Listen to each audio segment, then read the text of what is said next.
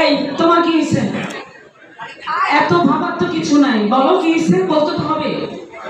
জানোসই তো আমি না পারি অভিনয় ছাড়তে, না পারি আমার অফিস ছাড়তে। গত মাসে আমার প্রমোশন আটকাই গেছে। মাত্র 12 দিন অবসেন্ট করছি আমি অফিসে, আমার প্রমোশনটা এবার আটকে গেছে। বাসা থেকে তো সবাই আমার পারে তো বাই করে দেয়। দেখা অভিনয় ছাড়তে দেবে না। গুড। আরে বাবা রে বাবা, না সাবানের মতো কাঁদতেছে কেন বলো? কাঁদবো না তো কি করবো? এই শুটিং করে তো কিছুই করতে পারি না।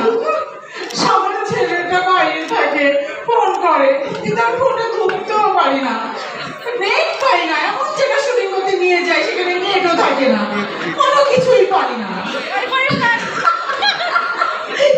সারা জীবন দেখলাম সাবানের মতো কান্দে আর কান্দে। এই না আমার দিকে তাকায় আছে, মনে হচ্ছে যে কি জানি অভিনয়ের পাঠটা কি আমি গায়ে দিব।